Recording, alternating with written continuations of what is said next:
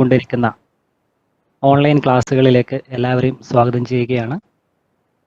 Engineering വിഭാഗത്തിൽ ഇന്ന് cyber security എന്ന വിഷയത്തെ അധികരിച്ച് module 6 tools and methods used in cyber crimes എന്ന വിഷയത്തിലാണ് ക്ലാസ് കൈകാര്യം ചെയ്യുന്നത്.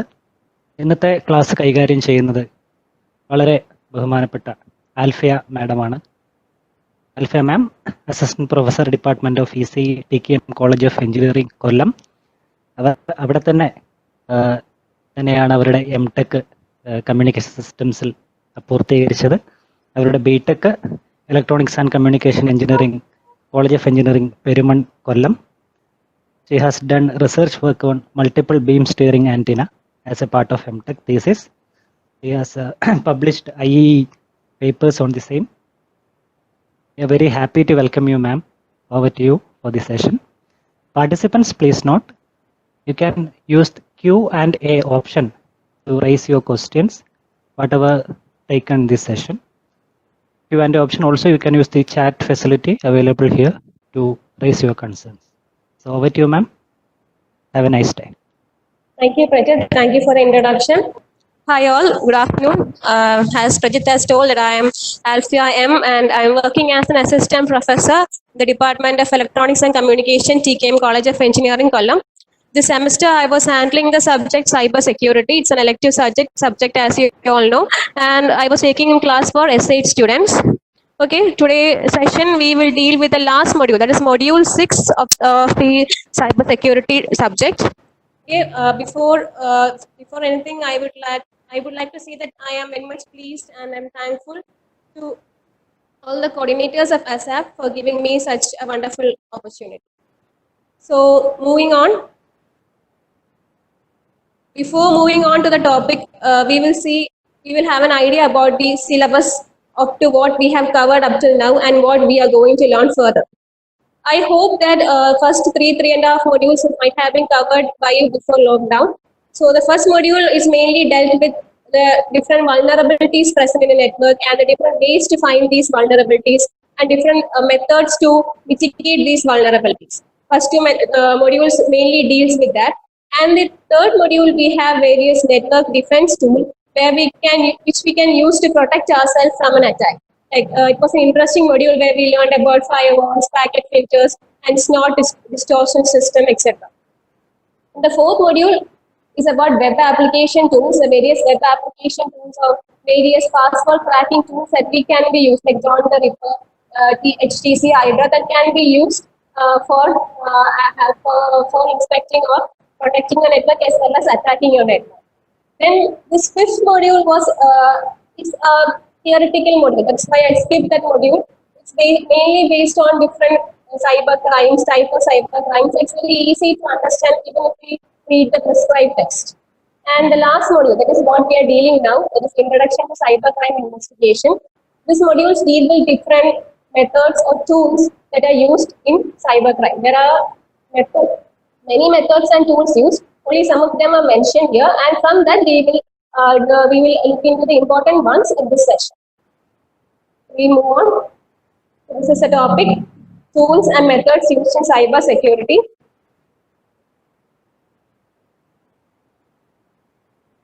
So these are the contents that I am going to take. That is proxy server. I will be discussing about proxy server, phishing, password cracking, keyloggers, DOS and DDoS attacks. So today we will focus upon different forms of attack to which attackers can target a computer system. Like there are various tools. Apart from this also there are various tools and various techniques and complex methodologies. But it's virtually impossible to discuss all of them in a single session. So we will give an insight into some of the important ones covered in the syllabus. Okay. So before learning about the various tools and methods that are used in cybercrime, we have to know about what a cybercrime is, how a cybercrime is launched into a system. Okay, so this network attacks, all the network attacks that have happened till now reveal that the attackers are very systematic in launching an attack. അവർ particular stage by stage ആയിട്ടാണ് ഒരു attack launch ചെയ്യുന്നത്. അപ്പോൾ ഈ ഓരോ particular സ്റ്റേജിലും അവർ അത്രയും ഒരു കരുതലെടുത്തിട്ടാണ് ആ അറ്റാക്ക് ലോഞ്ച് ചെയ്യാൻ പോയിരിക്കുന്നത്. അപ്പോൾ നമ്മൾ before learning about the tools and methods, we have to learn about the different stages that a attacker goes through before launching an attack.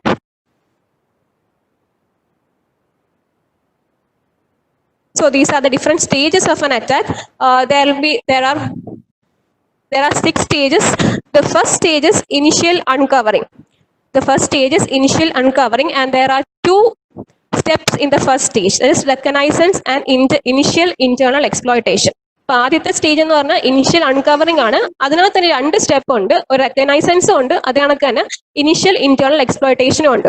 ഈ reconnaissance it's like a preparation towards a pre attack phase. അതായത് attack ചെയ്യാൻ പോകുന്നതിന് മുമ്പ് നമ്മൾ എന്തൊക്കെ preparation എടുക്കുന്നു ആ ഫേസിനാണ് നമ്മൾ റെക്കഗ്നൈസൻസ് എന്ന് പറയുന്നത്. That involves accumulating all data about the target's environment and computer architecture. അതായത് ആ ടാർഗറ്റിന്റെ എല്ലാ കാര്യങ്ങളും, അതായത് ലെജിറ്റിമേറ്റ് മീൻസിൽ നമുക്ക് ആ ടാർഗറ്റിനെ കുറിച്ച് എന്തൊക്കെ കാര്യങ്ങൾ അറിയാൻ പറ്റും അതെല്ലാം കളക്ട് ചെയ്യുക. അത് എന്തൊക്കെ ചെയ്യാൻ പറ്റും, നമ്മൾ എന്ത് ചെയ്യും, ആ ടാർഗറ്റിനെ കുറിച്ച് ഇന്റർനെറ്റിൽ ഇൻഫർമേഷൻ ഒക്കെ സെർച്ച് ചെയ്യും. ആ ടാർഗറ്റ് സോഷ്യൽ മീഡിയാസ് ഒക്കെ ഉപയോഗിക്കുന്ന ആളാണോ എന്ന് സെർച്ച് ചെയ്യും. ഇതിനകത്ത് അയാളെ കുറിച്ച് എന്തൊക്കെ ഡീറ്റെയിൽസ് ഉണ്ട്, അയാൾ ഡേറ്റ് ഓഫ് ബർത്ത് കാണും, എല്ലാ സോഷ്യൽ മീഡിയ സൈറ്റിലും അയാളുടെ ഡേറ്റ് ഓഫ് ബർത്ത് കാണും, അയാളുടെ ലൊക്കേഷൻ കാണും, അതാണ് തന്നെ എന്താ അയാളുടെ ഫാമിലി നെയിംസ്, പെറ്റ്സിന്റെ പേരും ഇതെല്ലാം അവർ കളക്ട് ചെയ്ത് വെക്കും. ഇനിയിപ്പം ഇത് ഇൻഡിവിജ്വൽ അല്ല, ഒരു ഓർഗനൈസേഷൻ ആണെന്ന് വിചാരിച്ചോ, നമ്മൾ അറ്റാക്ക് ചെയ്യാൻ പോകുന്ന ഒരു ഓർഗനൈസേഷനെ ആണെന്ന് വിചാരിച്ചോ. അപ്പൊ എന്താണ്, നമ്മൾ എന്തൊക്കെ ഇൻഫർമേഷൻ നമുക്ക് സർഫ് ചെയ്യുമ്പോൾ നമുക്ക് അതിന്റെ പബ്ലിക് വെബ്സൈറ്റ്, ആ ഓർഗനൈസേഷന്റെ പബ്ലിക് വെബ്സൈറ്റിൽ നിന്ന് നമുക്ക് എന്തൊക്കെ ഇവന്റ്സ് ഉണ്ട്, എന്തൊക്കെ കാര്യങ്ങൾ അറിയാൻ പറ്റും, പിന്നെ ന്യൂസ് ആർട്ടിക്കിൾസ് അതിനെക്കുറിച്ച് കളക്ട് ചെയ്യാം, അതൊക്കെയാണ് പ്രസ് റിലീസ് കണക്ട് ചെയ്യാം, ഇതെല്ലാം നമുക്ക് കളക്ട് ചെയ്യാൻ പറ്റും. ഇതിനെയാണ് നമ്മൾ റെക്കഗ്നൈസൻസ് എന്ന് വിളിക്കുന്നത്. അതായത് preparation towards a pre attack phase. നമ്മൾ അറ്റാക്ക് ചെയ്യാൻ പോകുന്നതിന് മുമ്പുള്ള ഒരു പ്രിപ്പറേഷൻ ആണ് ഫസ്റ്റ് സ്റ്റേജ് എന്ന് പറയുന്നത്. അപ്പോൾ അതിനകത്തുള്ള എക്സ്റ്റേണൽ ആയിട്ടുള്ള എല്ലാ ഡീറ്റെയിൽസും കളക്ട് ചെയ്യും. Moving on, we will collect the internal details about the company. Internal details. Here the attackers covers as much as information about possible on the company's internet network, such as internet domain, machine name, company IP address range. This he will be having an idea about the different systems used by the company. അതായത് ഏതൊക്കെ IP address rangeലാണ് ഒരു company work ചെയ്യുന്നത്, അങ്ങനെയുള്ള different systems, ഏതൊക്കെ സിസ്റ്റമാണ് network use ചെയ്യുന്നത്, അങ്ങനെയുള്ള കാര്യങ്ങളൊക്കെ കണക്ട് ചെയ്യും.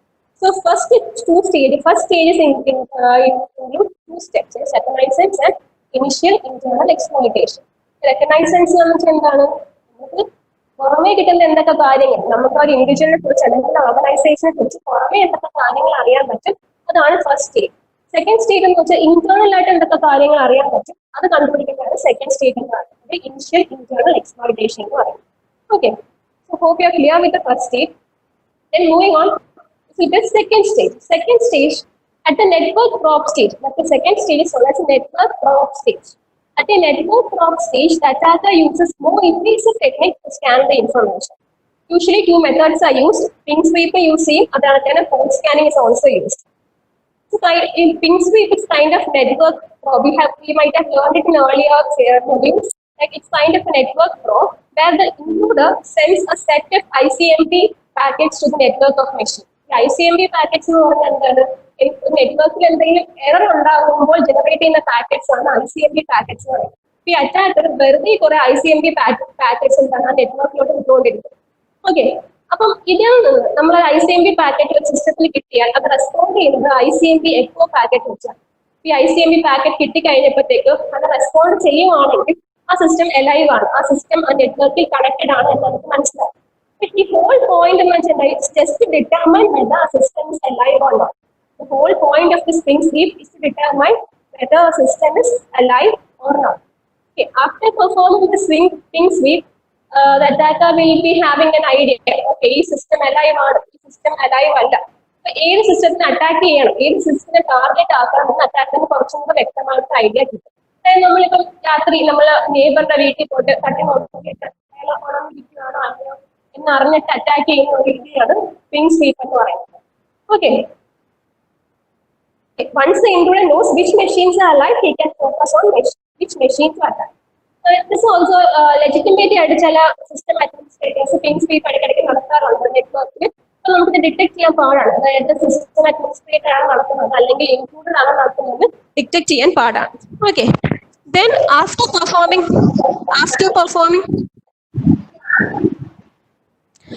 performing this ping sweep, we will do port scanning. ഈ പിങ് സ്വീപ്പ് ചെയ്യാൻ നമ്മൾ യൂസ് ചെയ്യുന്നത് എഫ് പിങ് അല്ലെങ്കിൽ എച്ച് പിങ് എന്ന് പറഞ്ഞ കുറച്ച് ടൂൾസ് ഒക്കെ ഉണ്ട് പിങ് സ്വീപ്പ് പെർഫോം ചെയ്യാൻ നമ്മൾ യൂസ് ചെയ്യുന്നത്.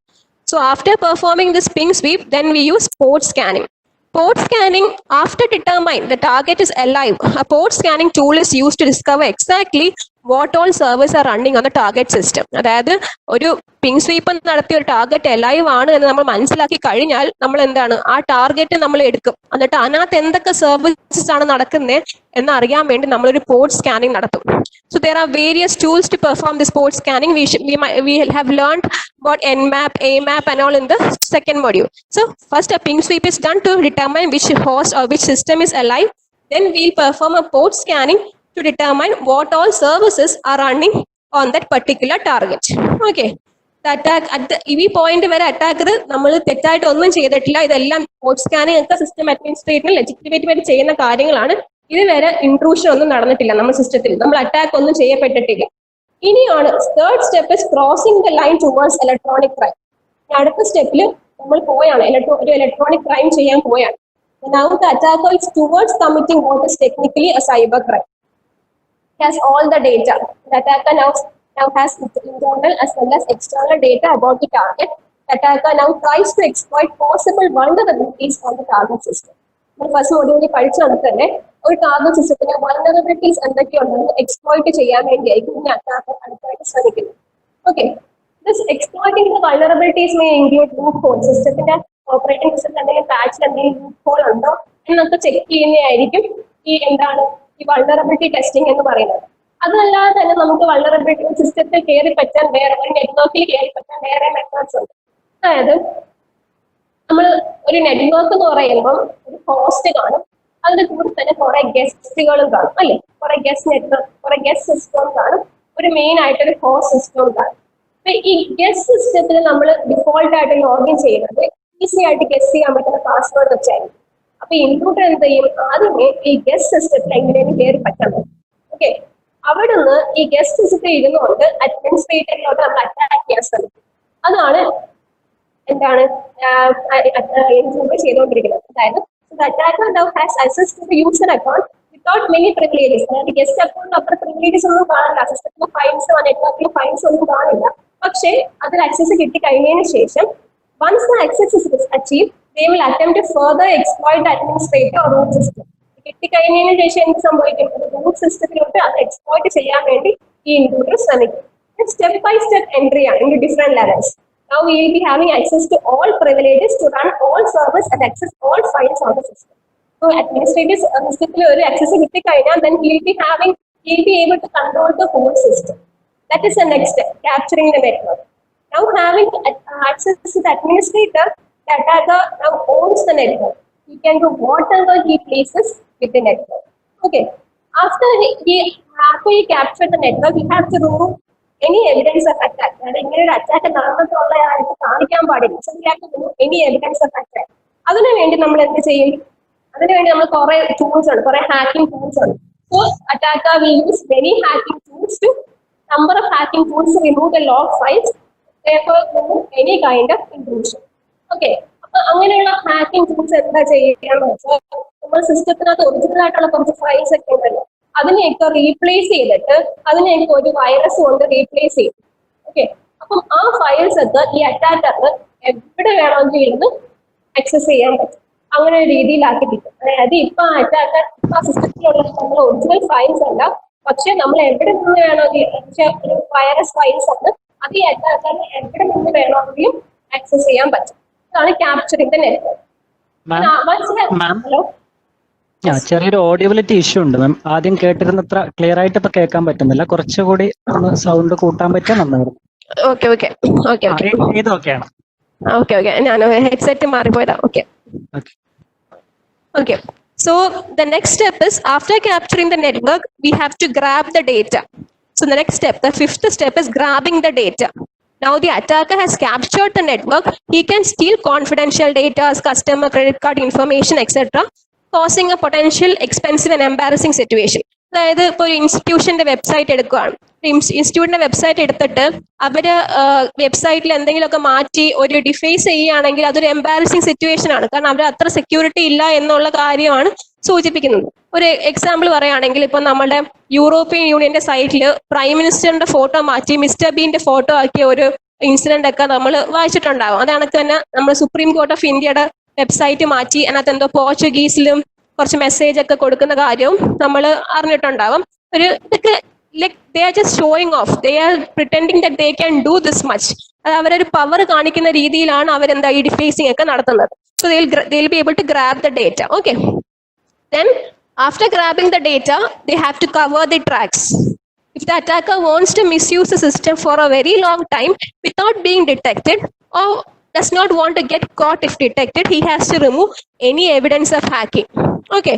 അങ്ങനെയാണെങ്കിൽ ഈ ലീഗൽ ആക്ഷൻസ് എന്തെങ്കിലും ഉണ്ടായോ അത് എതിർക്കാനായിട്ട് നമ്മൾ എന്തെങ്കിലും ഹാക്കിങ്ങിൽ എന്തെങ്കിലും എവിഡൻസ് ഉണ്ടെങ്കിൽ അതെല്ലാം റിമൂവ് ചെയ്യണം. അതാണ് കവറിംഗ് ട്രാക്സ് എന്ന് പറയുന്നത്. അതിന് ഒരുപാട് ടൂൾസ് അവൈലബിൾ ആണ്. അതായത് എൽസ്ലേവ്, പിൻസാപ്പ്, എവിഡൻസ് എലിമിനേറ്റർ, ട്രേസ്ലെസ് എന്നൊക്കെ പറഞ്ഞ ഒരുപാട് ടൂൾസ് അലൈവ് ആണ്.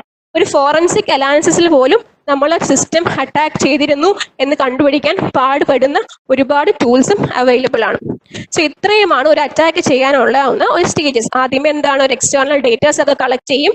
പിന്നെ നെറ്റ്വർക്കിൽ പ്രോബ് നടത്തി, നെറ്റ്വർക്ക് പ്രോബ് നടത്തി ഏതൊക്കെ സിസ്റ്റം വർക്കിംഗ് എന്ന് നോക്കും, അതിനകത്ത് ഏതൊക്കെ സർവീസ് ഉണ്ടെന്ന് മനസ്സിലാക്കും. പിന്നെ അതിന്റെ വൾണറബിലിറ്റീസ് മനസ്സിലാക്കി അത് അറ്റാക്ക് ചെയ്യും.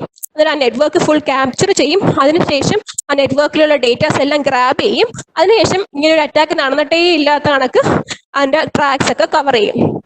ഓക്കെ, ഇത്രയുമാണ് ഒരു അറ്റാക്ക് ലോഞ്ച് ചെയ്യാൻ ഒരു ഇൻട്രൂഡർ യൂസ് ചെയ്യുന്ന സ്റ്റേജസ് എന്ന് പറയുന്നത്. Next, we'll move on to the actual topic, that is methods used in cybercrime. ഇപ്പം നമ്മൾ ഈ അറ്റാക്കർ ഇങ്ങനെ പ്ലാൻ ചെയ്യുമ്പോൾ ഈ എല്ലാ രീതിയിലും എൻറ്റയർ പ്രോസസ്സിൽ അറ്റാക്കർ ഒരു മിനിമം കെയർ എടുക്കണം. അല്ലാതെ അയാൾ ഐഡന്റിറ്റി വെളിപ്പെടുത്താൻ പാടില്ല, അല്ലെ, അയാളെ കണ്ടുപിടിക്കാൻ പാടില്ല. അപ്പൊ അതിനുവേണ്ടി നമ്മൾ യൂസ് ചെയ്യുന്ന ടൂൾസ് ആണ് ഈ പറഞ്ഞിരിക്കുന്ന കാണിച്ചിരിക്കുന്ന ടൂൾസ് ഒക്കെ. ഒരുപാട് ടൂൾസ് ഉണ്ട്. ഇപ്പൊ സം ഓഫ് ദം നമ്മൾ സിലബസിൽ കുറച്ച് കവർ ചെയ്തിരിക്കുന്ന ടൂൾസ് ഒക്കെയാണ് ഈ പറഞ്ഞിരിക്കുന്നത്. ഓക്കെ, കവർ സിലബസ് ഇല്ലാത്ത കുറച്ച് ടൂൾസ് ഞാൻ ആഡ് ചെയ്തിട്ടുണ്ട്. ബിക്കോസ് അത് നമുക്ക് ഇമ്പോർട്ടൻ്റ് ആണ്, കാരണം നമ്മൾ എപ്പോഴും അത് എക്സ്പീരിയൻസ് ചെയ്യുന്ന കുറച്ച് കാര്യങ്ങളാണ്. ഓക്കെ, സോ ഇതാണ് the methods used in cyber crime, like proxy servers, phishing, password cracking, key loggers, virus and worms, Trojan horses and backdoor, DoS and DDoS attack, SQL injection attack, buffer overflow attack. Okay, കുറച്ച് കാര്യങ്ങളൊക്കെ നമ്മൾ കഴിഞ്ഞ സെമസ്റ്ററിൽ computer കമ്മ്യൂണിക്കേഷനിൽ പഠിച്ചാണ്. Just ഒന്ന് brush up ചെയ്താൽ മതി. Okay, so we will go on to different methods. The first one is proxy server ആണ്. ഫസ്റ്റ് മെത്തേഡ് എന്ന് പറയുന്നത് നമ്മൾ സ്റ്റാർട്ട് ചെയ്യാൻ പോയാണ്. ഫസ്റ്റ് മെത്തേഡ് എന്ന് പറയുന്നത് പ്രോക്സി സെർവർ ആണ്. പ്രോക്സി സെർവർ നമ്മളെ എല്ലാ computer system, every computer system on network will be having an IP address. This IP address is like what, a unique street address for your computer. Okay, so the first thing an intruder must take care is about his IP address. He must make sure that his IP address is not revealed. Okay, so then proxy server comes into play. So proxy server is like a computer on a network which act as an intermediary for connection with other computers in the same network or in another network. It's like a computer on the internet with its own IP address that our computer knows. Okay, ഒരു example വെച്ച് പറയുമ്പോൾ കൂടുതൽ വ്യക്തമാവും. For example, there are three people, Alice, Proxy and Bob. ഈ ആലിസിന് എന്താണ് ബോബുമായിട്ട് മിണ്ടാൻ താല്പര്യമില്ല. അപ്പൊ ആലിക്സിന് അറിയണ്ട, ബോബിന് അറിയാൻ പാടില്ല ആലിസ് ആണ് ഈ സമയം ചോദിക്കുന്നത്. പക്ഷെ ബോബിന്റെ അടുത്ത് സമയം ചോദിക്കണം. അപ്പൊ എന്താണ്, ആലിസ് പ്രോക്സി എടുത്ത് പറയും, ഓക്കെ ബോബിന്റെ അടുത്ത് പോയി ഒന്ന് സമയം ചോദിച്ചിട്ട് വാ എന്ന് പ്രോക്സി എടുത്ത് പറയും. അപ്പം ആലിസ് എന്താ കൊടുക്കുക, ബോബിന്റെ അടുത്ത് പോയി സമയം ചോദിച്ചിട്ട് വാ എന്ന് പ്രോക്സി എടുത്ത് പറയും. അപ്പൊ പ്രോക്സി ഇങ്ങനെ നോക്കും, ഡേറ്റ നോക്കും, ആണേ അപ്പൊ മനസ്സിലാവും ബോബിന്റെ അടുത്താണ് ചോദിക്കേണ്ടതെന്ന്. ആ ഡേറ്റയിൽ നിന്ന് ബോബിന്റെ അടുത്താണ് ചോദിക്കേണ്ടതെന്ന് മനസ്സിലാക്കി കഴിഞ്ഞതിന് ശേഷം പ്രോക്സി എന്ത് ചെയ്യും, ബോബിന്റെ അടുത്ത് ചോദിക്കും. അപ്പം ബോബ് നോക്കുമ്പം പ്രോക്സിയാണ് ചോദിക്കുന്നത്, ആലിസ് ചോദിക്കുന്നില്ല. സോ എന്തായും, ബോബ് തിരിച്ച് ടൈമും റിപ്ലൈ കൊടുക്കും. ടൈം 7 PM എന്ന് റിപ്ലൈ കൊടുക്കും. അപ്പൊ പ്രോക്സി ആ റിപ്ലൈ എന്താണ് തിരിച്ച് ആലിസിന് കൊടുക്കും. So Bob will not know that Alice is present, he will only see proxy. So this is how a proxy server works. അതായത് when you send a web, ഇപ്പം നമ്മൾ ബോബ് എന്ന് പറഞ്ഞൊരു വെബ് സെർവർ ആണ്. When you send a web request, your request goes to a proxy server first. The proxy server then serves this web request you made on your behalf, collects the response from the web server, and forward it to the web page. അതായത് when you send a web request, to a server. Your request goes to the proxy first. Then this proxy on behalf of you collects the response from the web server, that is Bob, and give it to you. Okay. So at first ഈ proxy server use ചെയ്യുമ്പോൾ കുറച്ച് കാര്യങ്ങൾ നമ്മൾ മനസ്സിലാക്കേണ്ട ഒരു സിസ്റ്റമാണ്. അതിനൊരു source IP അഡ്രസ്സും കാണും, അതേ കണക്ക് തന്നെ ഒരു ഡെസ്റ്റിനേഷൻ IP അഡ്രസ്സും കാണും. ഈ സോഴ്സ് IP അഡ്രസ് എന്ന് പറയുന്നത് എന്താണ്? നമ്മൾ ആരാണ് ഒരു വെബ് സെർവറിലോട്ട് റിക്വസ്റ്റ് നടത്തുന്ന അയാളുടെ IP അഡ്രസ് ആണ് സോഴ്സ് IP അഡ്രസ്. ഇപ്പൊ ഈ ആലിസിന് അറിയണ്ട വെബ് സെർവറിൽ ഞാനാണ് റിക്വസ്റ്റ് നടത്തിയെന്ന് ആലിസിന് അറിയണ്ട. അപ്പൊ ആലിസ് എന്ത് ചെയ്യും? ആലിസ് അതിന് ഡെസ്റ്റിനേഷൻ IP അഡ്രസ് ആയിട്ട് പ്രോക്സിയുടെ IP അഡ്രസ് കൊടുത്തിട്ട് ഒരു റിക്വസ്റ്റ് അയക്കും. അപ്പൊ പ്രോക്സിയിൽ അത് എത്തിക്കഴിയുമ്പോൾ പ്രോക്സിക്ക് മനസ്സിലാവും ഓക്കെ ആലിസിന് അറിയണ്ട. അപ്പൊ എന്ത് ചെയ്യും? പ്രോക്സി അതിന്റെ IP address source IP address ആയിട്ട് ഡെസ്റ്റിനേഷൻ IP അഡ്രസ് ബോബിന്റെ IP അഡ്രസ് ആയിട്ടും ഒരു റിക്വസ്റ്റ് അങ്ങോട്ട് അയക്കും. ഓക്കെ, അങ്ങനെ അയച്ചതിന് ശേഷം ഇപ്പൊ ബോബിന് കിട്ടുന്ന ഡെസ്റ്റിനേഷൻ IP അഡ്രസ് ആരുടെയാണ്? സോഴ്സ് IP അഡ്രസ് ആരുടെയാണ്? പ്രോക്സിയുടെയാണ്. അപ്പൊ ബോബ് തിരിച്ച് മെസ്സേജ് അയക്കുന്നത് പ്രോക്സിക്കായിരിക്കും. സോ ഇങ്ങനെയാണ് ഒരു പ്രോക്സി സെർവർ വർക്ക് ചെയ്യുന്നത്. Okay, and there are different type of proxy servers. So there are different types of proxy servers. നമ്മൾ different types of proxy servers ഉണ്ട്. അത് അത്രയ്ക്ക് ഇമ്പോർട്ടൻ്റ് അല്ല, ഞാൻ ജസ്റ്റ് ഒന്ന് പറഞ്ഞു തരാം. First is transparent proxy server. Transparent proxy server എന്ന് വെച്ചാൽ ഒന്നും എല്ലാം ജസ്റ്റ് ഒരു ഫിൽറ്ററിംഗ് പ്രോക്സിന് വേണ്ടി മാത്രം യൂസ് ചെയ്യുന്നതാണ് ട്രാൻസ്പാരന്റ് പ്രോക്സി സെർവർ എന്ന് പറയുന്നത്. അത്രയ്ക്ക് യൂസ്ഫുൾ അല്ല.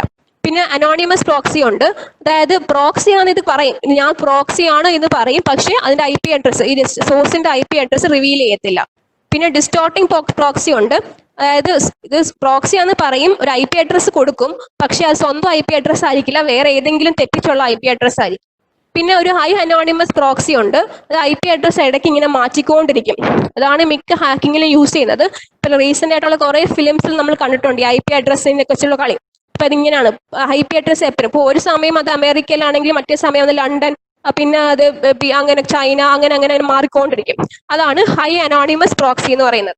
സോ ഈ 4 ടൈപ്പ് ഓഫ് പ്രോക്സീസ് ആണ് ഉള്ളത്. ഓക്കെ, ഇനി നമ്മൾ there are some legitimate reasons to use a proxy server. First one is we can control the internet usage of employees or children using a proxy server. Like organizations and parents use proxy server to control and monitor how an employee or kid use internet.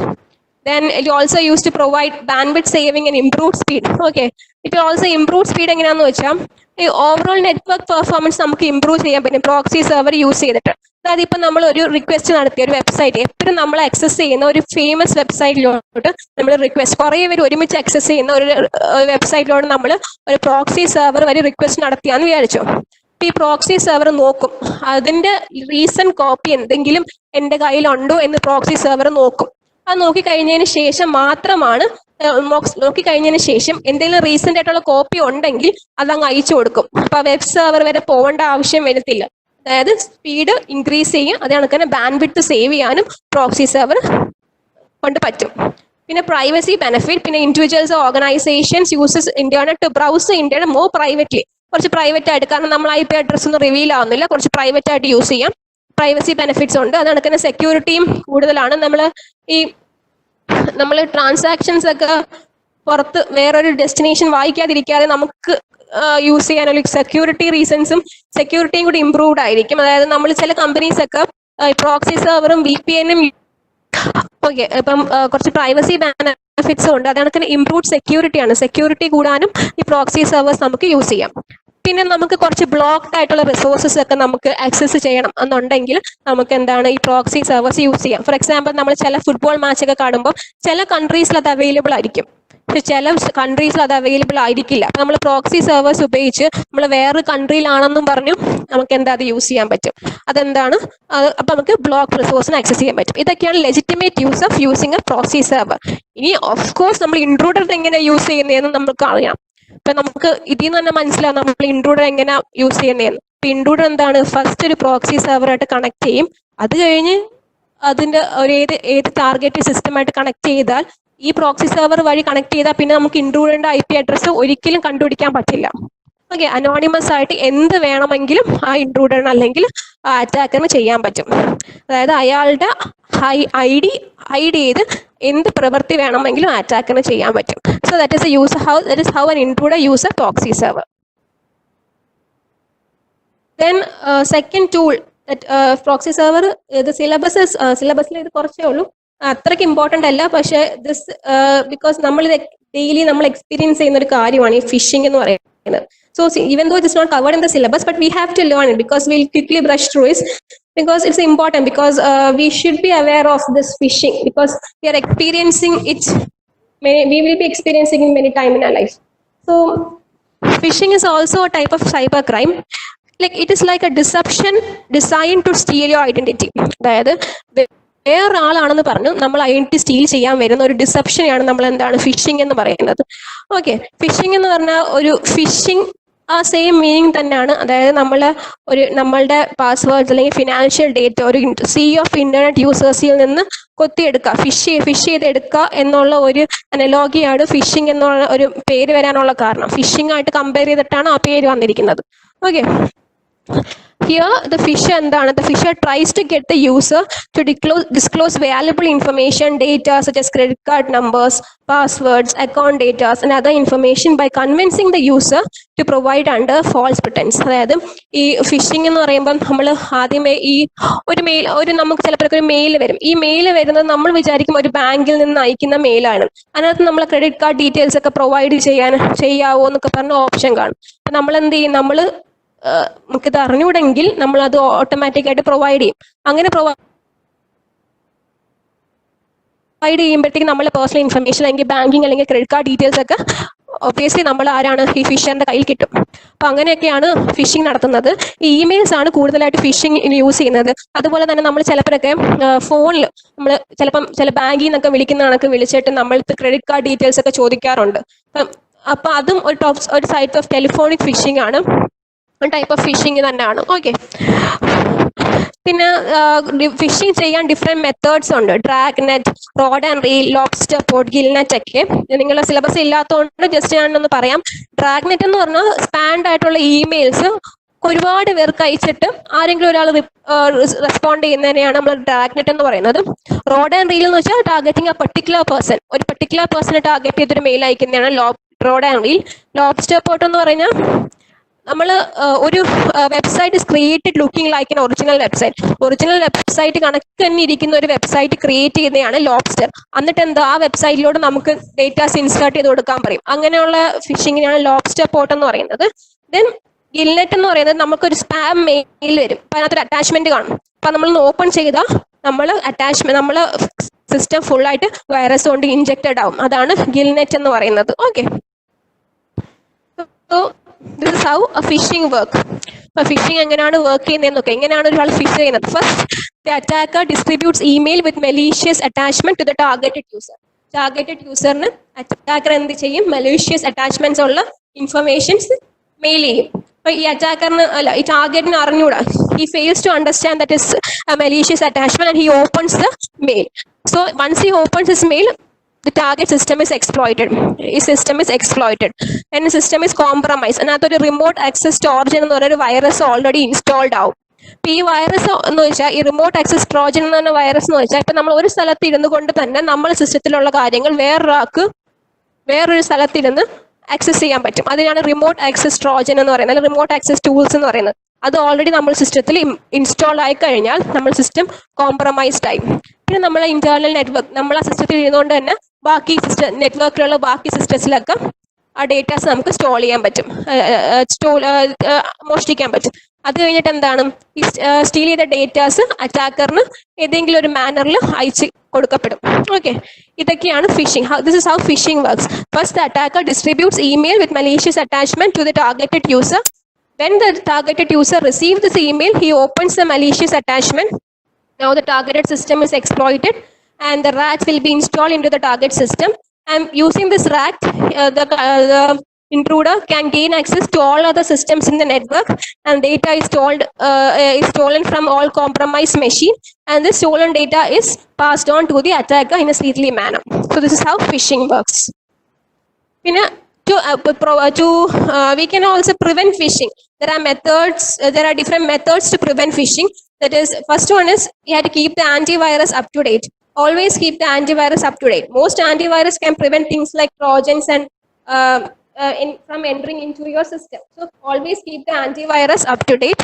Then if you receive some emails from unknown source which is having some hyperlinks, do not click on those hyperlinks. So do not click on hyperlinks from emails from unknown source. Okay. Then always take advantage of anti-spam software. A lot of attachment can come in the form of spam, and thus using anti-spam software, many of this type of phishing can be avoided. Then ensure the address bar always displays HTTPS instead of HTTP and has secure lock icon. Bottom right hand corner or secure lock icon ഉണ്ട് എന്ന് verify ചെയ്തതിന് ശേഷം മാത്രമേ നമ്മൾ personal information ആയ credit card details, bank details ഒക്കെ entry ചെയ്യാൻ പറ്റും. അതായത് ആദ്യമേ അഡ്രസ് ബാറിൽ HTTPS ഉണ്ടോ എന്ന് നോക്കുക.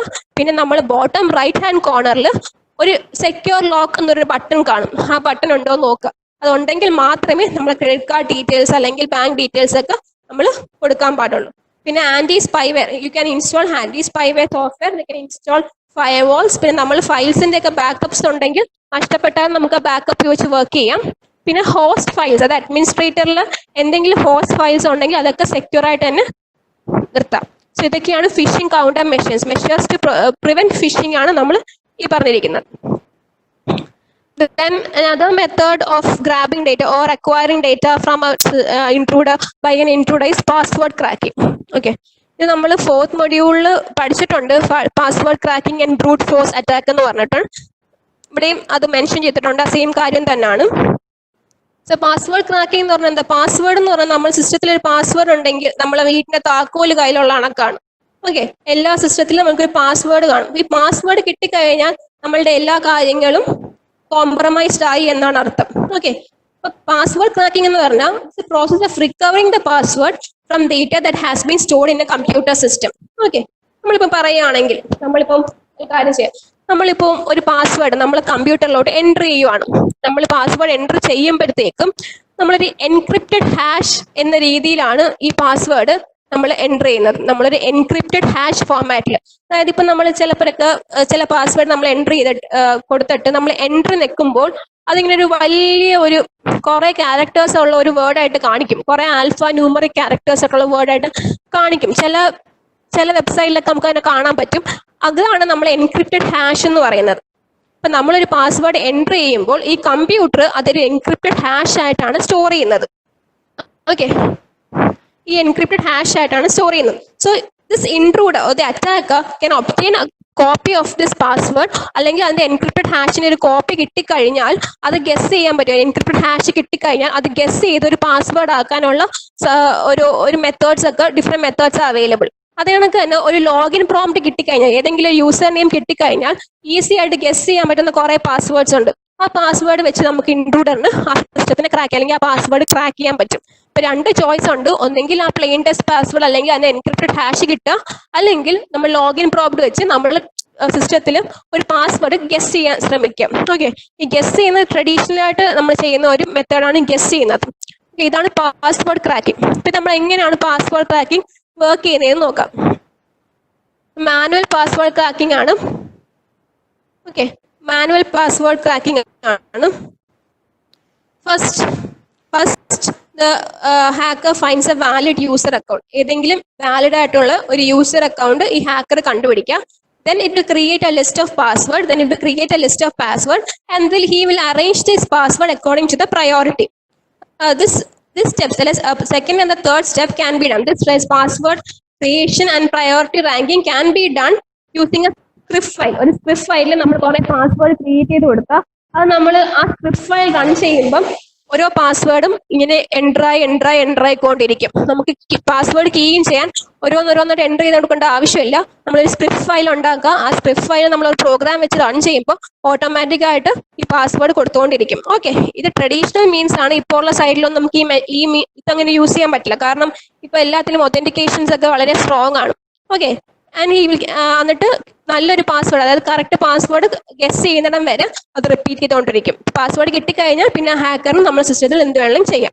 ഇങ്ങനെയാണ് ഒരു traditional manual password cracking work ചെയ്യുന്നത്. ഓക്കെ. പക്ഷെ ഇപ്പോഴത്തെ കാര്യത്തിലൊക്കെ നമ്മൾ ഒരു ഒതന്റിക്കേഷൻ യൂസ് ചെയ്തിട്ടാണ് നമ്മൾ എന്താണ് ഈ പാസ്വേഡ് നമ്മൾ മിക്കവാറും ചെയ്യുന്നത്. അതായത് നമ്മളൊരു പാസ്വേഡ് സിസ്റ്റത്തിൽ എൻറ്റർ ചെയ്യുമ്പോൾ ആ എൻറ്റർ ചെയ്യുന്ന സമയത്ത് തന്നെ അതിന്റെ ഒരു എൻക്രിപ്റ്റഡ് ഹാഷ് ഫോർമാറ്റ് ആ സിസ്റ്റത്തിൽ ഓൾറെഡി അല്ലെങ്കിൽ ആ സെർവറിൽ ഓൾറെഡി സേവ് ചെയ്തിരിക്കും. രണ്ടാമത് നമ്മൾ ആ പാസ്വേഡ് ഒന്നും കൂടെ എൻറ്റർ ചെയ്യുമ്പോൾ ഈ സേവ് ചെയ്തിരിക്കുന്നതാണോ നമ്മൾ ഇപ്പം കൊടുത്തിരിക്കുന്നത് എന്നുള്ളത് ഒന്നും കൂടെ ചെക്ക് ചെയ്യും. അത് മാച്ച് ആവുന്നെങ്കിൽ മാത്രമേ നമുക്ക് ആക്സസ് പ്രൊവൈഡ് ചെയ്യത്തുള്ളൂ, അല്ലെങ്കിൽ നമുക്ക് ആക്സസ് കിട്ടത്തില്ല. ഇതിനാണ് നമ്മൾ ഒതന്റിക്കേഷൻ എന്ന് വിളിക്കുന്നത്. ഇത് കൂടാതെ തന്നെ ഇപ്പൊ നമ്മൾ റോബോട്ട് അല്ല, ഇങ്ങനെ സ്ക്രിപ്റ്റഡ് പ്രോഗ്രാം അല്ല റൺ ചെയ്യുന്നതെന്ന് അറിയാൻ വേണ്ടി നമ്മളിപ്പോ ഒരു ക്യാപ്ച ഒക്കെ പ്രൊവൈഡ് ചെയ്യുന്നുണ്ട്, അല്ലെങ്കിൽ കുറെ മാത്തമാറ്റിക്കൽ ഇവാലുവേഷൻ ഒക്കെ ചെയ്തതിന് ശേഷം മാത്രമേ നമുക്ക് ആക്സസ് കിട്ടാറുള്ളൂ. ഇപ്പൊ ഇമെയിൽസിലൊന്നും അങ്ങനെ ഇല്ല, എന്നാലും ചില ബാങ്കിങ് സൈറ്റിലൊക്കെ അത് ഉണ്ട്. അപ്പം നമ്മൾ ഗസ് ചെയ്ത് നമ്മൾ പാസ്വേഡ് കിട്ടാന്ന് വെച്ചാൽ, സ്ക്രിപ്റ്റ് ഫയൽ റൺ ചെയ്ത് പാസ്വേഡ് കിട്ടാന്ന് വെച്ചാൽ ഇങ്ങനെയുള്ള സൈറ്റിലൊക്കെ കുറച്ച് പാടായിരിക്കും. ജസ്റ്റ് യൂസർ നെയിം പാസ്വേഡ് മാത്രം കൊടുത്ത് എൻ്റർ ചെയ്യാൻ പറ്റുന്ന സൈറ്റിൽ നമുക്ക് ആ സ്ക്രിപ്റ്റ് ഫയൽ റൺ ചെയ്ത് ഈസി ആയിട്ട് ഗസ് ചെയ്ത പാസ്വേഡ് ഉപയോഗിച്ച് നമുക്ക് സിസ്റ്റം ഹാക്ക് ചെയ്യാൻ പറ്റും. ഓക്കെ, ഇതാണ് പാസ്വേഡ് ക്രാക്കിംഗ്. ഈ password cracking there are many tools for password cracking like Knan, Able, John the Ripper, THC Hydra, എയർഗ്യാഗ്. ഈ THC Hydra, John the Ripper password cracking tools ഒക്കെ നമ്മൾ സെക്കൻഡ് മൊഡ്യൂളിൽ പഠിച്ചിട്ടുള്ളത്. Third മൊഡ്യൂളിലാണോ third മൊഡ്യൂളിൽ പഠിച്ചിട്ടുള്ളതാണ്. Okay, so there are different password cracking tools. Then there are different measures to prevent this password cracking. Okay, കുറച്ച് basics operation security നമ്മൾ എടുക്കുകയാണെങ്കിൽ നമുക്ക് ഈ പാസ്വേഡ് ക്രാക്കിംഗ് പ്രിവെന്റ് ചെയ്യാൻ പറ്റും. First one is always keep your system up to date. That is very important. Always keep your system up to date. Okay, നമ്മൾ ഈ up to date അല്ല എന്ന് പറയുവാണെങ്കിൽ നമ്മൾ ഓപ്പറേറ്റിംഗ് സിസ്റ്റത്തിൽ എന്തെങ്കിലും പാച്ചസ് ഉണ്ട് എന്നാണ്. അപ്പൊ നമ്മുടെ സിസ്റ്റം കുറച്ചും കൂടെ വൾണറബിൾ ആണ്. അപ്പൊ എപ്പോഴും keep your system up to date. പിന്നെ do not use unique password of your primary email account for any other account you create. നമ്മൾ സ്ഥിരമായിട്ട് ചെയ്യുന്ന കാര്യമാണ്. നമ്മൾ മെയിൽ ഐ ഡിക്ക് ഒരു പാസ്വേഡ് ആയിരിക്കും, ഫേസ്ബുക്കിന് ഒരു പാസ്വേഡ് ആയിരിക്കും, എല്ലാത്തിനും ഒരു പാസ്വേഡ് ആയിരിക്കും, നമ്മൾ മറക്കാതിരിക്കാൻ വേണ്ടി. Never do that. Always create a unique password for a primary email. കാരണം ഈ ഇമെയിൽ അക്കൗണ്ട് വരെയാണ് ഒട്ടുമിക്ക വെബ് ആപ്ലിക്കേഷനും പാസ്വേഡ് റിക്കവറി ഒക്കെ നടത്തുന്നത്. ഈ നമ്മളെ ഇമെയിൽ അക്കൗണ്ടിലെ പാസ്വേഡ് നമ്മുടെ കയ്യിലുണ്ടെങ്കിൽ കിട്ടിക്കഴിഞ്ഞാൽ ഒരുപാട് വെബ് ആപ്ലിക്കേഷൻ യൂസ് ചെയ്ത് ഒരുപാട് വെബ് ആപ്ലിക്കേഷൻ നമുക്ക് എക്സ്പ്ലോയിറ്റ് ചെയ്യാൻ പറ്റും. So do not use unique password of your primary email account for any other web application that you create. And the third thing is enable multi-factor authentication whenever an app offers support for it.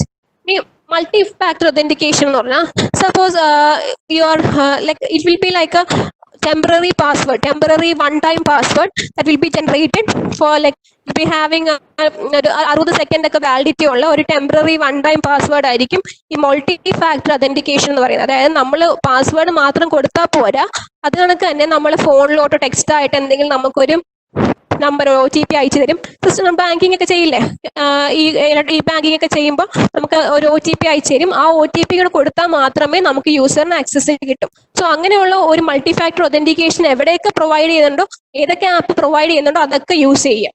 Okay, then avoid entering your credential on public or shared computers. These public or shared computers are very vulnerable. Anyone can access or get a hold of your details when you enter it on public or shared computers. So always avoid entering your credentials, your personal information on public or shared computers. Then avoid authenticating of web pages when using public Wi-Fi network. Okay, that's same as that. Don't enter into web application that requires password when you're using a public Wi-Fi network. Then you have to avoid any website whose password recovery mechanism emails you the original password rather than a new temporary one. അതായത് ഇപ്പൊ ചില സൈറ്റിലൊക്കെ നമ്മൾ password നമുക്ക് മറന്നു പോയാണെങ്കിൽ അവർ നമ്മൾ പണ്ടത്തെ original password തന്നെ അയച്ചു തരും. ഓക്കെ, അങ്ങനെയുള്ള സൈറ്റ് നമ്മൾ ഒരിക്കലും യൂസ് ചെയ്യാൻ പാടില്ല. കാരണം അത് ഒരു മിനിമം സെക്യൂരിറ്റി മെഷേഴ്സ്, അതായത് എൻക്രിപ്റ്റഡ് ഹാഷ് ഫോർമാറ്റിൽ പോലും ആക്കുന്നില്ല നമ്മൾ പാസ്വേഡ്. ഒരു മിനിമം സെക്യൂരിറ്റി മെഷർ പോലും എടുക്കാത്ത ഒരു സൈറ്റ് ആണ് അങ്ങനെയുള്ള site. So better not use such site. Okay, then choose a password that isn't based on easily discoverable personal information, because our personal information is widely available on many public networking sites, social networking sites. So choose a password that isn't based on easily discoverable personal information. So always choose passwords having more than 8 characters, and it should be having alphanumeric characters. you have to change your password within 30 to 45 days. Okay. And always make sure the login prompt you receive points to the correct domain for social media sites. നമ്മൾ ഫിഷിങ്ങിലൊക്കെ നമ്മൾ അയച്ചു ചെയ്യുന്ന ചില domain നമ്മൾ open ചെയ്യുമ്പോഴത്തേക്കും instagram.com എന്നൊക്കെ ആയിരിക്കും നമുക്ക് കിട്ടുന്ന ഡൊമെയിൻ നമ്മൾ കിട്ടുന്നത്. പക്ഷേ ഇൻസ്റ്റാഗ്രാമിലെ സ്പെല്ലിംഗ് നമ്മൾ നോട്ടീസ് ചെയ്യാത്ത രീതിയിൽ മാറ്റിക്കളയും. അപ്പൊ അതൊക്കെ ചെക്ക് ചെയ്യാൻ നമ്മൾ പബ്ലിക് വൈഫൈസ് ഒക്കെ യൂസ് ചെയ്യുമ്പോഴത്തേക്കും കറക്റ്റ് ഡൊമെയിൻ നെയിം ആണോ നമ്മുടെ സോഷ്യൽ മീഡിയ സൈറ്റ് വരുന്നത്, പാസ്വേഡ് എൻ്റർ ചെയ്യാൻ പോയാണ് കറക്റ്റ് ഡൊമെയിൻ നെയിം ആണോ വരുന്നത് എന്നുള്ളത് നമ്മൾ ചെക്ക് ചെയ്യും.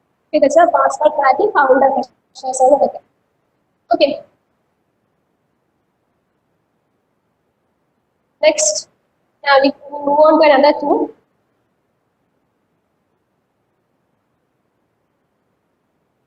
That is keyloggers. So we move on to keyloggers. Keyloggers എന്ന് പറയുന്നത് they are devices or software which will be able to record the input that we give to the computer through a keyboard. നമ്മൾ കീബോർഡിൽ എന്തൊക്കെ type ചെയ്യുന്നു അത് നമുക്ക് ഒരു log file ആയിട്ട് receive ചെയ്യാൻ പറ്റുന്ന ഒരു ടൂളാണ്, ഒരു ഡിവൈസ് ആണ് കീലോഗർ എന്ന് പറയുന്നത്. So this captured information can be remotely sent to the preparator or stored inside the device itself. This captured information can be stored inside the device or it can be sent to the preparator. If it notes the keys, അതായത് എന്തൊക്കെ keys structure ചെയ്യുന്നു എന്നുള്ള കാര്യം ഈ keyboard use ചെയ്യുന്ന person പോലും അറിയാതെ, the person who is using the keyboard will be unaware about such action, that is his actions are monitored. അയാൾ പോലും അറിയാതെ നമ്മൾ ഏതൊക്കെ കീസ് ആണ് സ്ട്രക്ക് ചെയ്യുന്നത്, ഏതൊക്കെ കീസ് ആണ് യൂസ് ചെയ്യുന്ന എന്നുള്ള കാര്യം നമുക്ക് എന്താണ് കീലോഗേഴ്സ് വഴി അറിയാൻ പറ്റും. Okay, there are two type of keyloggers, software കീലോഗേഴ്സും ഉണ്ട്, ഹാർഡ്വെയർ കീലോഗേഴ്സും ഉണ്ട്. രണ്ടും ഇൻഎക്സ്പെൻസീവ് ആണ്.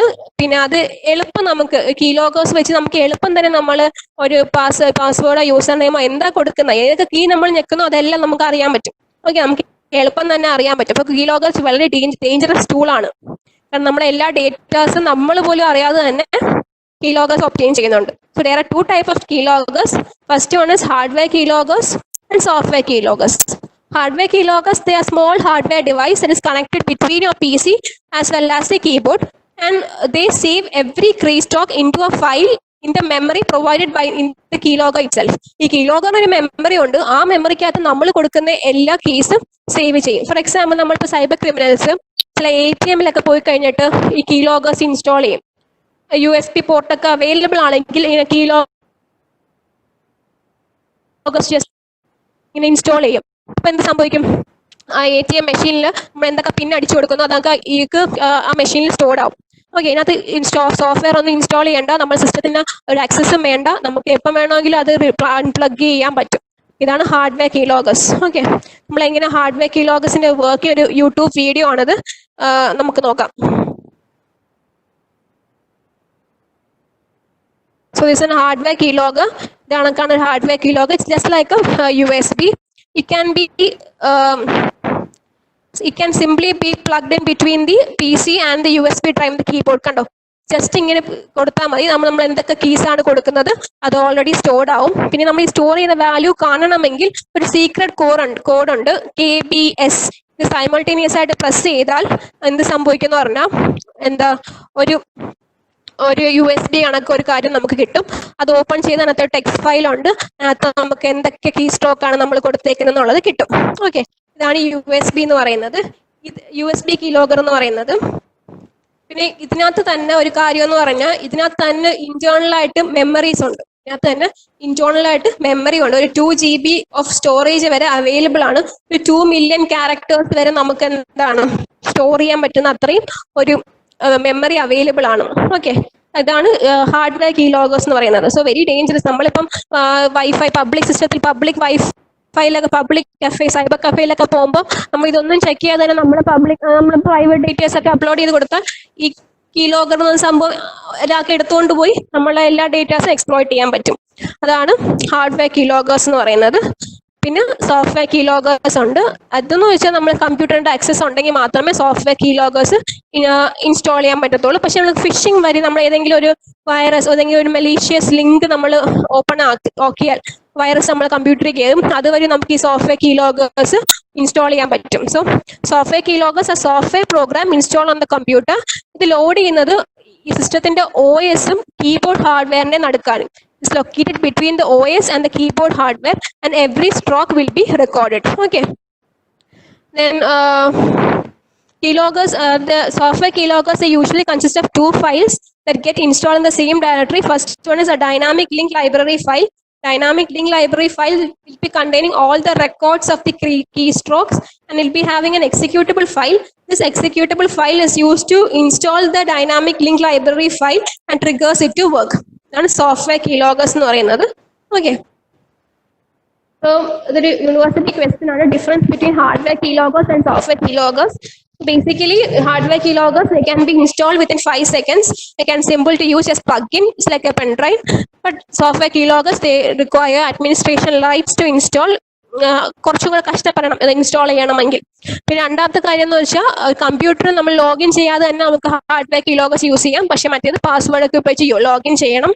ദെൻ നമ്മൾ hardware keyloggers, we can use this hardware keyloggers. We can retrieve the information from one computer and see it in another computer using hardware keyloggers. Software കീലോഗേഴ്സിൽ അങ്ങനെ കാണണമെങ്കിൽ നമ്മൾ ഈ കീലോഗേഴ്സിന്റെ കൂടെ തന്നെ അഡീഷണൽ ആയിട്ട് അങ്ങനെ ഒരു റിമോട്ട് ആക്സസ് ടൂൾ ഇൻസ്റ്റാൾ ചെയ്യേണ്ടി വരും. പിന്നെ ഇത് നമ്മൾ നേരത്തെ പറഞ്ഞ കണക്ക് ഒരു കമ്പ്യൂട്ടറിന്റെ ബാക്കിലാണ് നമ്മൾ ചെയ്യുന്നത്, നമുക്കതിപ്പോൾ ഡിറ്റക്ട് ചെയ്യാൻ പറ്റില്ല. ഇതും സോഫ്റ്റ്വെയർ കീലോഗേഴ്സ് നമുക്ക് ഡിറ്റക്ട് ചെയ്യാൻ പറ്റില്ല, കാരണം അത് റണ്ണിങ് anonymously, ഒരു വൈറസ് കണക്കാണ്, it be running anonymously. So ഇതൊരു യൂണിവേഴ്സിറ്റി ക്വസ്റ്റ്യൻ ആണ്, difference between hardware keyloggers and software keyloggers ആണ് ഞാൻ അത് ഇൻക്ലൂഡ് ചെയ്തത്. Okay. Then we have anti-keyloggers. Like anti-keyloggers, like it's a tool that can detect the keyloggers installed on a computer system, and it can also remove the tool. Okay. ഈ ഫയർവാൾസിനൊന്നും ഈ കീലോഗേഴ്സിന്റെ installation മനസ്സിലാക്കാൻ പറ്റില്ല, detect ചെയ്യാൻ പറ്റില്ല. അപ്പൊ നമ്മൾ അവിടെ എന്താ ആന്റി കീലോഗേഴ്സ് സോഫ്റ്റ്വെയർ ആണ്, മെയിൻലി സോഫ്റ്റ്വെയർ ആണ്. നമ്മൾ ഇൻസ്റ്റാൾ ചെയ്യുവാണെങ്കിൽ നമുക്ക് നമ്മൾ കുറച്ചും കൂടെ പ്രൈവറ്റ് ആയിട്ട് യൂസ് ചെയ്യാൻ പറ്റും. അതായത് ഇന്റേണൽ ബാങ്ക് ഫ്രോഡ്സോ ഐഡന്റിറ്റി തെഫ്റ്റ് ഒക്കെ നമ്മുടെ ഇമെയിൽസ് അല്ലെങ്കിൽ ഇൻസ്റ്റന്റ് മെസ്സേജിങ് ഒക്കെ നമുക്ക് ഒരു സെക്യൂർ ആക്കാൻ പറ്റും. അതാണ് ആന്റി കീലോഗേഴ്സ്. അത് മെയിൻലി സോഫ്റ്റ്വെയർ ഡിവൈസസ് ആണ്, സോഫ്റ്റ്വെയർ ആണ്. antikeyloggers.com എന്ന് പറയുന്ന ഒരു സൈറ്റിൽ പോയാൽ നമുക്ക് അതിനെക്കുറിച്ച് കുറച്ചും കൂടി ഡീറ്റെയിൽഡ് ആയിട്ട് അറിയാൻ പറ്റും. സോഫ്റ്റ്വെയറിന്റെ സ്പെസിഫിക്കേഷൻസ് ഒക്കെ അറിയാൻ പറ്റും. നമുക്ക് ഇൻസ്റ്റാൾ ചെയ്യുവാണെങ്കിൽ നമുക്ക് എന്താണ് ഈ കീലോഗേഴ്സിനെ ഡിറ്റക്ട് ചെയ്തിട്ട് അത് റിമൂവ് ചെയ്യാൻ പറ്റും. പക്ഷെ ഇതൊക്കെ പബ്ലിക് നമ്മുടെ സ്വന്തം സിസ്റ്റത്തിൽ അങ്ങനെ കാണാൻ ചാൻസ് ആണ്. ഈ പബ്ലിക് സിസ്റ്റത്തിൽ പബ്ലിക് സൈബർ കഫേയിലൊക്കെയാണ് നമ്മൾ ഇങ്ങനെയുള്ള കീലോഗേഴ്സ് ഒക്കെ കണ്ടുവരുന്നത്. സോ അവിടെ ആന്റി കീലോഗേഴ്സ് യൂസ് ചെയ്യുവാണെങ്കിൽ നമുക്ക് കീലോഗേഴ്സിനെ ഡിറ്റക്ട് ചെയ്യാൻ പറ്റും. ഓക്കെ, അതാണ് anti കീലോഗേഴ്സ്. Then we move on to another type of attack called DOS attack. DOS attack, distributional service attack. ഇത് നമ്മൾ കുറെ പഠിച്ചിട്ടുള്ളതാണ്, കമ്പ്യൂട്ടർ കമ്മ്യൂണിക്കേഷനിലൊക്കെ നമ്മൾ പഠിച്ചിട്ടുള്ളതാണെന്ന് തോന്നുന്നു. എന്നാലും കുഴപ്പമില്ല, പഠിക്കാം.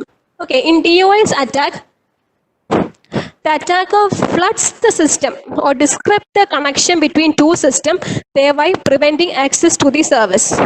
Okay, that is, it prevents a particular individual from accessing a service. അതായത് ഒരു അറ്റാക്കർ എന്ത് ചെയ്യുക, വെറുതെ കുറെ കാര്യങ്ങൾ അങ്ങ് അയച്ച് ആ സിസ്റ്റത്തിനെ അങ്ങ് ബ്ലോക്ക് ആക്കിയപ്പം വേറൊരാൾക്ക് ആ സിസ്റ്റം ഉപയോഗിക്കാൻ പറ്റില്ല. അതായത് ഇയാൾക്ക് ആ സിസ്റ്റത്തെ കുറിച്ച് ഒരു ഉപയോഗവും ഇല്ല, ഇയാളത് ഉപയോഗിക്കുന്നില്ല, പക്ഷെ വേറെ ആരും ഉപയോഗിക്കാൻ സമ്മതിക്കത്തുമില്ല. അതിനെയാണ് DOS അറ്റാക്ക്, ഡിസ്ട്രിബ്യൂഷണൽ സർവീസ് അറ്റാക്ക് എന്ന് പറയുന്നത്. അതായത് പ്രൈമറി ഒബ്ജക്റ്റീവ്, ഈ സിസ്റ്റത്തിന്റെ പ്രൈമറി ഒബ്ജക്റ്റീവ് എന്ന് പറഞ്ഞാൽ just to disrupt or temporarily disrupt the functioning of a particular server. അത് മാത്രമാണ് അതിന്റെ ഒബ്ജക്ട്. അതിന് അൺഓതറൈസ്ഡ് ആയിട്ടുള്ള ആക്സസ് ആവശ്യമില്ല, പക്ഷെ just prevent the intended user from using a service. അതാണ് DOS, ഡിസ്ട്രിബ്യൂഷണൽ സർവീസ് അറ്റാക്ക് എന്ന് പറയുന്നത്. യൂഷ്വലി ബഫർ ഓവർഫ്ലോ ടെക്നിക് ആണ് യൂസ് ചെയ്യുന്നത്. ഡിഫറെന്റ് ടെക്നിക്സ് ഉണ്ട് DOS അറ്റാക്ക് ഇനിഷ്യേറ്റ് ചെയ്യാൻ. There are many techniques to initiate DOS attack. So we'll look into some of the techniques or some of type of DOS attack. Usually buffer overflow ചെയ്തിട്ടാണ്, buffer overflow attacks ആണ് നമ്മൾ use ചെയ്യുന്നത്. So different type, we'll look on the different types of DOS attack. The first attack is flood attack. Flood attack and ping of death attack എന്ന് പറയുന്നതും almost same type of attack ആണ്. ഈ flood attack it's also known as ping flood. Okay, what a flood attack does is that it sends the victim with overwhelming number of ping packets. ഒരുപാട് ping പാക്കറ്റ്സും അയച്ചുകൊണ്ടിരിക്കും. ഈ ping packets എന്ന് പറഞ്ഞാൽ just ആ system live ആണോ അല്ലയോ എന്ന് അറിയാൻ വേണ്ടി നമ്മൾ അയക്കുന്ന പാക്കറ്റ്സ് ആണ് പിങ് പാക്കറ്റ്സ് എന്ന് പറയുന്നത്. സോ അപ്പം ഇതെന്ത് ചെയ്യുന്ന വെച്ചാൽ ഈ അറ്റാക്കർ ഈ വിക്ടിമിന് large number of ping packets അയച്ചുകൊണ്ടിരിക്കും. അപ്പൊ ഈ ടാർഗറ്റിന് അറ്റൈൻ ചെയ്യാൻ പറ്റുന്ന ടാർഗറ്റിന് എന്താണ് ഹാൻഡിൽ ചെയ്യാൻ പറ്റുന്നതിനെക്കാട്ടിയും കൂടുതൽ പിങ്ക് പാക്കറ്റ്സ് വന്നുകൊണ്ടിരിക്കും. അങ്ങനെ ആ ടാർഗറ്റ് ജസ്റ്റ് അങ്ങ് ഡിസേബിൾ ആകും കുറച്ച് നേരത്തേക്ക്. ഇപ്പൊ ഇതൊരു വെബ് പേജ് ആണ്, ഇപ്പൊ ഒരു ബാങ്കിന്റെ വെബ് പേജ് ആണ്. അറ്റാക്കർ എന്ത് ചെയ്യും, കുറെ പിങ്ക് പാക്കറ്റ്സ് വെറുതെ ഇങ്ങനെ അയച്ചുകൊണ്ടിരിക്കും. ഇപ്പൊ എന്താണ്, ഈ വെബ് പേജ് വേറെ ആർക്കും ആക്സസ് ചെയ്യാൻ പറ്റില്ല, കാരണം ഇതിന്റെ ബഫേഴ്സ് എല്ലാം ഓവർഫ്ലോ ചെയ്തിരിക്കുകയാണ്. സോ ഇത് നമുക്ക് വേറെ ആർക്കും യൂസ് ചെയ്യാൻ പറ്റില്ല. ഓക്കെ, അതാണ് flood attack. This was an earlier form of DOS attack. Now there are many ways to prevent this flood attack by using a ping packet control ഒക്കെ യൂസ് ചെയ്ത് നമുക്ക് ഇത് പ്രിവെന്റ് ചെയ്യാൻ പറ്റും flood അറ്റാക്കും. Ping of death attack is also like same as flood attack. So here instead of ping messages, we are sending ICMP packets, that is Internal Control Message Protocol packets. These are error reporting packets. So they will be sending an oversized ICMP packets. What here oversized ICMP packet kittumbo, some system on receiving these oversized ICMP packets will crash അല്ലെങ്കിൽ freeze ചെയ്യും, reboot ചെയ്യും, ഇപ്പൊ denial of service സംഭവിക്കും. അതായത് oversize ആയിട്ടുള്ള ICMP packets അയക്കുമ്പോഴത്തേക്കും സിസ്റ്റത്തിൽ എന്ത് ചെയ്യും, അത് ക്രാഷ് ചെയ്യാനും അത് ഫ്രീസ് ചെയ്യാനും റീബൂട്ട് ചെയ്യാനൊക്കെ ഒരു അവസ്ഥ ഉണ്ടാവും. അതിനെയാണ് നമ്മൾ പിങ് ഓഫ് ഡെത്ത് അറ്റാക്ക്, ആ സിസ്റ്റത്തിനെ ഡെത്ത് ചെയ്യുക, ആ സിസ്റ്റത്തെ നമ്മൾ ഇല്ലാതാക്കുക, അതിനെയാണ് നമ്മൾ പിങ് ഓഫ് ഡെത്ത് അറ്റാക്ക് എന്ന് പറയുന്നത്. Okay, then we have an important attack known as sync attack. Okay, sync attack. Okay, you might have learned about earlier computer communication നമ്മൾ പഠിച്ചാണ്.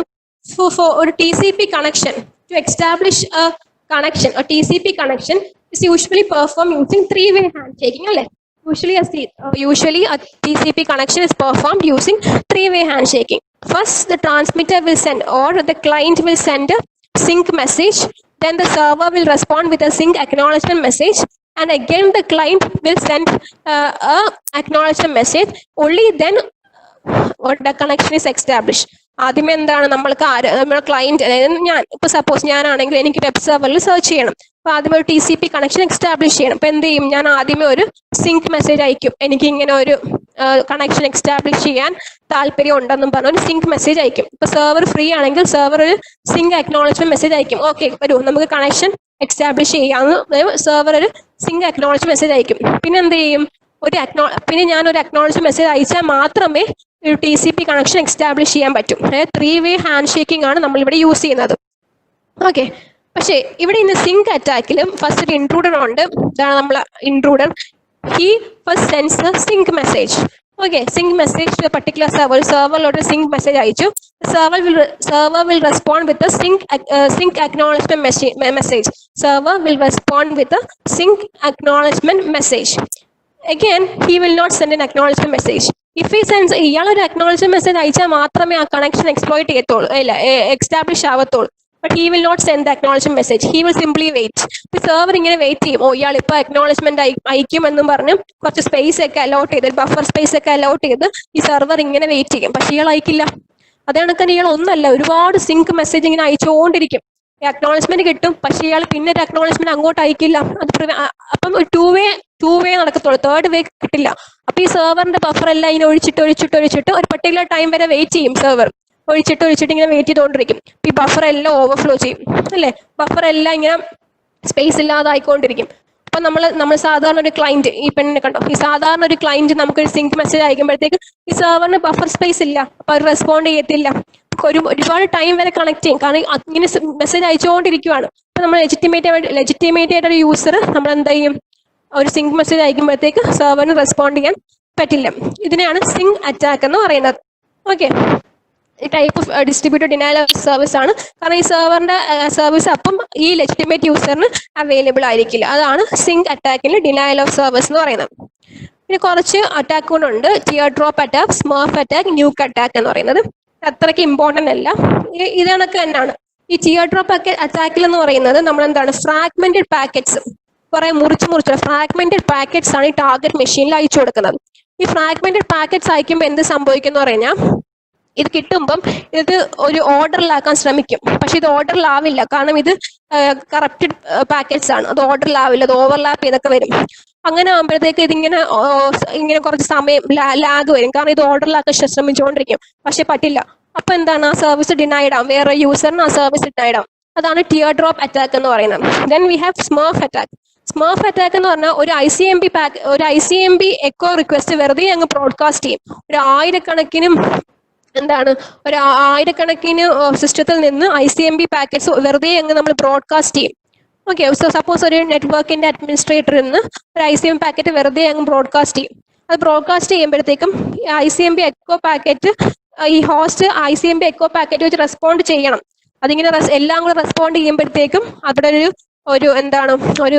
ഒരു ഡിസ്ട്രക്ഷൻ ഉണ്ടാവും, സിസ്റ്റം ഹാങ് ആവും. അപ്പൊ വേറൊരാൾക്ക് ഇത് യൂസ് ചെയ്യാൻ പറ്റില്ല. ഇത് ന്യൂക്കും ഇതിനകത്ത് ഇൻവാലിഡ് ആയിട്ടുള്ള ICMP പാക്കറ്റ്സ് യൂസ് ചെയ്ത് ഡിസ്ട്രക്ട് ചെയ്യുന്നതിനാണ് ന്യൂക്ക് എന്ന് പറയുന്നത്. Okay, so there are different methods or tools to launch this DOS attack. That is JOL2, MSA, Targa, crazy pink, some trouble എന്നൊക്കെ പറഞ്ഞ ഒരുപാട് ടൂൾസ് ഉണ്ട്. DOS അറ്റാക്ക് ഈ പിങ്സ് ഒക്കെ വെറുതെ ഇങ്ങനെ ലോഞ്ച് ചെയ്യാൻ വേണ്ടി ഒരുപാട് ടൂൾസ് ഉണ്ട്.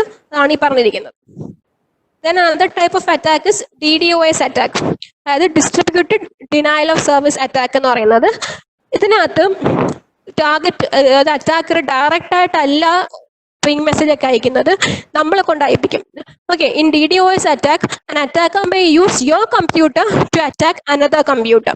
നമ്മൾ പോലും അറിയാതെ നമ്മളെ കമ്പ്യൂട്ടറിൽ നിന്ന് ഹ്യൂജ് എമൗണ്ട് ഓഫ് ഡേറ്റ ഒരു പർട്ടിക്കുലർ വെബ്സൈറ്റിലോട്ട് അയച്ചുകൊണ്ടിരിക്കും.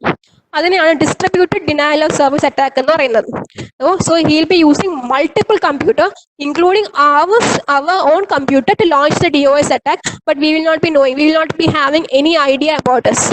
So അങ്ങനെ ഇങ്ങനെയുള്ള കാര്യങ്ങൾ, അതായത് ഈ മൾട്ടിപ്പിൾ കമ്പ്യൂട്ടേഴ്സ് ഇങ്ങനെയാണ് അത് പറയും. ഈ മൾട്ടിപ്പിൾ കമ്പ്യൂട്ടേഴ്സ് നമ്മൾ സോംബി കമ്പ്യൂട്ടേഴ്സ് എന്നാണ് വിളിക്കുന്നത്. Because we will not be having any idea of what we are doing, but we are doing something very wrong. So this attacker will control all of us. നമ്മൾ കുറച്ച് കമ്പ്യൂട്ടേഴ്സിന് നമ്മൾ പോലും അറിയാതെ നമ്മൾ ഒരു സെർവറിലോട്ട് അല്ലെങ്കിൽ ഏതെങ്കിലും ഒരു ടാർഗറ്റിലോട്ട് ഒരുപാട് മെസ്സേജസ്, നമുക്ക് ഒരുപാട് റിക്വസ്റ്റ് നമ്മൾ അയച്ചുകൊണ്ടിരിക്കും. ഓക്കെ, ഇതിനാണ് നമ്മൾ ഡിസ്ട്രിബ്യൂട്ടഡ് DOS എന്ന് പറയുന്നത്. സോ ഈ സോംബി കമ്പ്യൂട്ടേഴ്സിലൊക്കെ നമ്മൾ സെക്കൻഡറി വിക്ടിംസ് ആണ്. നമ്മൾ ഈ വെബ് സെർവർ ആയിരിക്കും നമ്മൾ പ്രൈമറി വിക്ടിം എന്ന് പറയുന്നത്. സോ അറ്റാക്ക് നമ്മൾ പോലും അറിയാം നമ്മൾ കമ്പ്യൂട്ടേഴ്സ് ഉപയോഗിച്ച് ഹാക്ക് ചെയ്യാൻ യൂസ്, അല്ലെങ്കിൽ ഒരു സർവീസിനെ ഡിനൈ ചെയ്യാൻ വേണ്ടി യൂസ് ചെയ്യുന്നതിനാണ് നമ്മൾ ഡിസ്ട്രിബ്യൂട്ടഡ് DOS അല്ലെങ്കിൽ distributed denial of service attack എന്ന് പറയുന്നത്. ഈ സോംബി കമ്പ്യൂട്ടേഴ്സ് ആണ് സെക്കൻഡറി വിക്ടിംസ് ആണ്. കാരണം നമ്മൾ പോലും അറിയുന്നില്ല നമ്മളും വിക്ടിംസ് ആണ്. ഈ പ്രൈമറി വിക്ടിം എന്ന് പറയുന്നത് നമ്മൾ ഏത് വെബ് സെർവറിനെയാണോ ടാർഗറ്റ് ചെയ്യുന്നത് അയാളായിരിക്കും പ്രൈമറി വിക്ടിം എന്ന് പറയുന്നത്. ഓക്കെ, ഇനി ഇത് ലാസ്റ്റ് ടോപ്പിക് ആണ്. ഇത് നമ്മൾ അറ്റാക്ക്, അതായത് DOS അല്ലെങ്കിൽ DDoS അറ്റാക്കിനെ നമ്മൾ പ്രിവെന്റ് ചെയ്യാൻ കുറച്ച് കൗണ്ടർ മെഷേഴ്സ് എടുക്കാം. അതെന്ന് വെച്ചാൽ റൂട്ടർ ഫിൽട്ടർ ഇംപ്ലിമെന്റ് ചെയ്യാം. ഈ റൂട്ടർ ഫിൽട്ടർ എന്ന് പറഞ്ഞാൽ ഒരു ഫിൽട്ടറിംഗ് പ്രോസസ്സ് ഉണ്ട്. അതായത് ഇങ്ങനെയുള്ള റിക്വസ്റ്റ് മാത്രമേ സെൻഡ് ചെയ്യൂ എന്നുള്ള ഫിൽട്ടറിംഗ് പ്രോസസ്സും ഉള്ളതാണ് റൂട്ടർ ഫിൽട്ടർ. അതായത് ഇപ്പൊ നമ്മൾ കുറച്ച് വലിയ വെബ് സെർവേഴ്സിലൊക്കെ ഈ റൂട്ടർ ഫിൽട്ടർ കാണും. അപ്പൊ അവർക്ക് വരുന്ന റിക്വസ്റ്റിനകത്ത് ഇത്രയും ഇങ്ങനെയുള്ള പിങ് റിക്വസ്റ്റ് ഒക്കെ വന്നാൽ, ഇത്രയും പിങ് റിക്വസ്റ്റ് വന്നാൽ അത് അക്സെപ്റ്റ് ചെയ്യണ്ട എന്നുള്ള കുറച്ച് പ്രോഗ്രാംസ് ഒക്കെ ഓൾറെഡി ഇംപ്ലിമെന്റഡ് ആയിരിക്കും. അങ്ങനെയാണ് റൂട്ടർ ഫിൽട്ടർ എന്ന് പറയുന്നത്. സോ ഒരു റൂട്ടർ ഫിൽട്ടർ നമ്മൾ യൂസ് ചെയ്യും. അത് കണക്ക് തന്നെ നമ്മൾ ഓപ്പറേറ്റിംഗ് സിസ്റ്റത്തിലും ഈ സിങ്ക് ഫ്ലഡിങ് അവോയ്ഡ് ചെയ്യാൻ വേണ്ടി നമുക്ക് പാച്ചസ് നമുക്ക് ഇൻസ്റ്റാൾ ചെയ്യാം. പിന്നെ എന്തെങ്കിലും അൺയൂസ്ഡ് ആയിട്ടുള്ള അല്ലെങ്കിൽ നമുക്ക് ആവശ്യമില്ലാത്ത സർവീസ്, നെറ്റ്വർക്ക് സർവീസ് ഒക്കെ നമ്മൾ യൂസ് ചെയ്യാതിരിക്കാതെ ഡിസേബിൾ ചെയ്യുക. ഇനി നമ്മുടെ സിസ്റ്റം എപ്പോഴും അപ് ടു ഡേറ്റ് ആയിട്ട് തന്നെ വെച്ച് അറ്റാക്ക് അല്ലെങ്കിൽ DDoS അറ്റാക്ക് പ്രിവെന്റ് ചെയ്യാൻ വേണ്ടി യൂസ് ചെയ്യുന്ന കൗണ്ടർ മെഷേഴ്സ് എന്ന് പറയുന്നത്. ഇനി കുറച്ച് ടൂൾസ് ഒക്കെ ഉണ്ട്. Security event manager, Cloudflare, zombie zapper, remote intrusion detection, അങ്ങനെ കുറച്ച് ടൂൾസ് ഒക്കെ ഉണ്ട്. ഇത് യൂസ് ചെയ്ത് നമുക്ക് DOS അറ്റാക്ക് അല്ലെങ്കിൽ DDoS അറ്റാക്ക് പ്രിവെന്റ് ചെയ്യാൻ പറ്റും. അപ്പൊ ഇനി ഈ മൊഡ്യൂളിൽ കുറച്ച് കാര്യങ്ങളുണ്ട്. നമ്മൾ കുറച്ച് അറ്റാക്സ്, കുറച്ച് മെത്തേഡ്സ് ഉണ്ട്. അതായത് SQL ഇൻജക്ഷൻ, ബഫർ ഓവർഫ്ലോ ഒക്കെ. അത് ഞാൻ അടുത്ത സെഷനിൽ എപ്പോഴെങ്കിലും സമയം കിട്ടുവാണെങ്കിൽ പറയാം.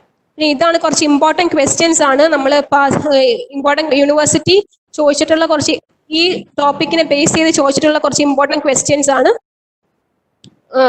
You can look through these questions if you want. Thank you ma'am. വളരെ കോംപ്രഹെൻസീവ് ആയിട്ട് എല്ലാ ടോപ്പിക്കും മാം കവർ ചെയ്തിട്ടുണ്ട്. കൃത്യം 2:30 ആയിരിക്കുകയാണ്. നമ്മൾ 1 hour റീച്ച് ചെയ്തിരിക്കുന്ന സമയത്ത് തന്നെയാണ് മാം സ്റ്റോപ്പ് ചെയ്തിട്ടുള്ളത്. അപ്പൊ എക്സാം പോയിന്റ് ഓഫ് വ്യൂലുള്ള ക്വസ്റ്റ്യൻസ് എക്സ്പ്ലെയിൻ ചെയ്യാവോ എന്നുള്ളൊരു ക്വസ്റ്റ്യൻ ആണ് ഞാൻ ചോദിക്കാൻ വെച്ചിരുന്നത്. പക്ഷെ അതാണ് ഇപ്പോൾ മാമിന്റെ സ്ലൈഡ് ഇപ്പൊ നമുക്ക് വിസിബിൾ ആയിട്ടുള്ളത്. അതുകൊണ്ട് തന്നെ ആ ഒരു ചോദ്യം സ്കിപ്പ് ചെയ്യാണ്. നമ്മള് ഓൾറെഡി ടൈം റീച്ച് ചെയ്തതുകൊണ്ട് നമുക്ക് വൈൻഡപ്പിനായിരിക്കുകയാണ്. അപ്പോൾ വളരെ അധികം നന്ദി മാം, ഇത്രയും നേരം വളരെ വിശദമായി ടോപ്പിക് കൈകാര്യം ചെയ്തതിന്. Thanks to all Thank the you, thank you. participants on behalf of ASAP ഫാമിലിക്ക് വേണ്ടി ഒരിക്കൽ കൂടി എല്ലാവർക്കും നന്ദി രേഖപ്പെടുത്തിക്കൊണ്ട്